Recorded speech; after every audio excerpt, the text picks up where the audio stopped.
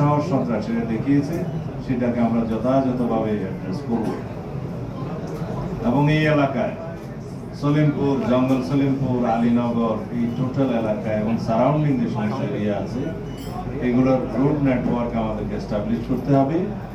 কিন্তু আমরা এখানে যারা বাসিন্দা যে কোনোভাবেই হোক তারা এখানে আশ্রয় নিয়েছিল, তাদের জন্য আমরা পুনর্বাসনের ব্যবস্থা করব এবং তাদেরকে কাউকেই উচ্ছেদ করা হবে না।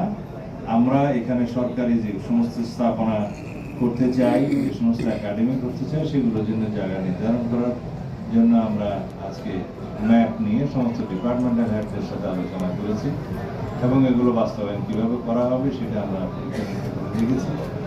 আমরা প্রাথমিকভাবে এখানে চট্টগ্রামের জেলখানা যে স্থানান্তর হওয়ার কথা বা এই লিং রোডের পাশে সেই জায়গাটা আমরা দেখেছি এবং আরও প্র্যাকটিক্যালি ভিজিট করার জন্য সংশ্লিষ্ট কর্মকর্তাগণ যাবেন।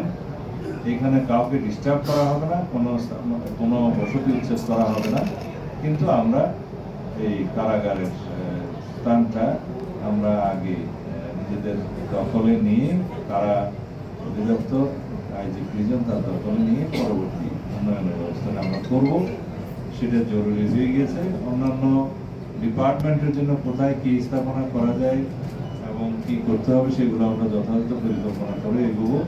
তার আগে আমরা এলাকায় আইন শৃঙ্খলা নিয়ন্ত্রণ করতে চাই এবং শান্তি প্রতিষ্ঠা করতে চাই। আর সন্ত্রাসীরা যেখানে আশ্রয় নিয়ে থাকুক না কেন, যাদেরই আশ্রয় নিয়ে থাকুক না কেন, সেগুলো সবকিছু আমরা চিহ্নিত করে তাদের বিরুদ্ধে ব্যবস্থা নেব ইনশাআল্লাহ। আপনারা সবাই সহযোগিতা করবেন, কারণ গণমাধ্যমের বন্ধুরা যদি আপনারা সহযোগিতা করেন, ইনফরমেশন দেন যথাযথ প্রক্রিয়ায়, তাহলে আমাদের আইন শৃঙ্খলা বাহিনীর জন্য সেটা খুব বেশি সহায়ক হবে। আশা করি আপনারা সবাই দেশের কল্যাণের জন্য, আইন শৃঙ্খলা পরিস্থিতি উন্নয়নের জন্য এবং জনপ্রত্যাশা আমাদের শান্তি প্রতিষ্ঠার জন্য, জনগণের নিরাপত্তা বিধানের জন্য সহযোগিতা করবেন। ধন্যবাদ। মাননীয় মন্ত্রী, জেলা প্রশাসক মহোদয় দুদিন আগে একটা গণমাধ্যমে বলেছেন তার নিজস্ব বাহিনী নিয়ে, সেটা পুলিশ বাহিনীর মধ্যে একটা বিরূপ প্রতিক্রিয়া তৈরি করছে। এই জেলা প্রশাসক নিজেকে মানবিক দাবি করে পত্রিকায় প্রেস রিলিজ পাঠান। আসলে সরকার মানবিক না, একজন ডিসি মানবিক? এই বিষয়টা জানতে চাই। পুলিশ বাহিনীর সাথে যে আমলাতন্ত্রের যে তফাৎটা তৈরি হয়েছে, জেলা প্রশাসক মহোদয় সবাই সরকারের অঙ্গ এবং সরকারের পক্ষে সরকারের নির্দেশনা বাস্তবায়ন করে, এখানে কোনো ব্যবধান নেই। মাননীয় মন্ত্রী মহোদয়, একটা প্রশ্ন ছিল, সলিমপুর আপনারা সন্ত্রাস মুক্ত করছেন, ওইভাবে কি রাউজান সন্ত্রাস মুক্ত করা হবে কিনা? অবশ্যই রাউজান, রাঙ্গুনিয়া, ফটিকছড়ি, বোয়ালখালী সবকিছু অ্যাড্রেস করা হবে। এগুলো সমন্বিতভাবে প্ল্যান হচ্ছে। রাষ্ট্রের বাইরে নাকি? মাননীয় মন্ত্রী মহোদয়, একটা প্রশ্ন ছিল, কোন হচ্ছে সন্ত্রাস? মাননীয় মন্ত্রী মহোদয়, একটা প্রশ্ন ছিল।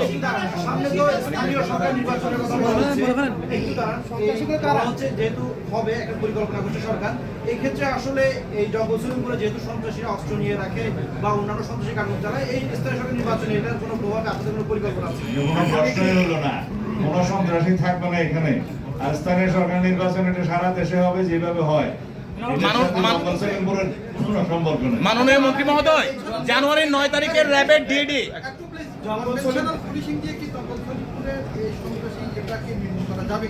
কনভেনশনাল পুলিশিং কি বললো?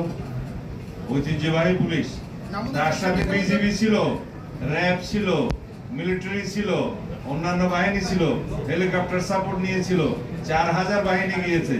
এখানে শুধুমাত্র কনভেনশনাল পুলিশ কোথায় গেল? সবাই রাষ্ট্রের পক্ষে, রাষ্ট্রের বাহিনী রাষ্ট্রের কল্যাণে, জনগণের স্বার্থে কাজ করবে, জননিরাপত্তার জন্য কাজ করবে। সবাই আমরা এক। মাননীয় মন্ত্রী মহোদয়, র্যাবের উপর হামলা করা হয়েছে, ক্যাম্প ভেঙে দিয়েছে, এই যে আপনারা নিয়ন্ত্রণে নেওয়ার পর সন্ত্রাসী বাহিনীকে সেখান থেকে উচ্ছেদ করার পর এই যে কার্যক্রমটা, সেটা এখনো বলছে তাদের এখানে অবাধ বিচরণ, তাদের আপনি বলছেন তালিকা হয়েছে, সেই সন্ত্রাসীদের তালিকা থাকে এখনো পর্যন্ত তাদের বিরুদ্ধে কি ধরনের ব্যবস্থা এবং ভবিষ্যতে তারা এই ধরনের সাহস যদি দেখায়, সেক্ষেত্রে আইন শৃঙ্খলা বাহিনীর অবস্থান এবং তাদের সক্ষমতা নিয়ে কিন্তু প্রশ্ন থেকে যাচ্ছে। মাননীয় মন্ত্রী মহোদয়, ওনার সাথে আমার একটা প্রশ্ন আছে, এদের শক্তিটা কোথায়, এদের উৎসটা কোথায়, এদের কারা এদেরকে ইন্ধন দেয়? তারা এটা না করলে কি স্বরাষ্ট্রমন্ত্রী এখানে আসতো? তারা এটা দুঃসাহস দেখিয়েছে বলেই তো আজকে এখানে সমস্ত চট্টগ্রামের এবং রাষ্ট্রের সমস্ত শীর্ষ কর্মকর্তারা এসছে। আমরা রাষ্ট্রীয় বাহিনীকে যারা চ্যালেঞ্জ করার মতো, হামলা করার মতো দুঃসাহস দেখিয়েছে, তাদের আশ্রয়স্থল কোথায় দেখতে চাই এবং তাদের সর্বশেষ আস্থানাও আমরা নির্মূল করব। মাননীয় মন্ত্রী, তাদেরকে এখনো ধরা যাচ্ছে না, প্রশাসন ব্যর্থ কিনা, প্রশাসনের ব্যর্থতা আছে কিনা, গোয়েন্দা তথ্য ছিল না মাননীয় মন্ত্রী। মাননীয় মন্ত্রী মহোদয়, প্রশাসনের ভূমিকা বলবেন।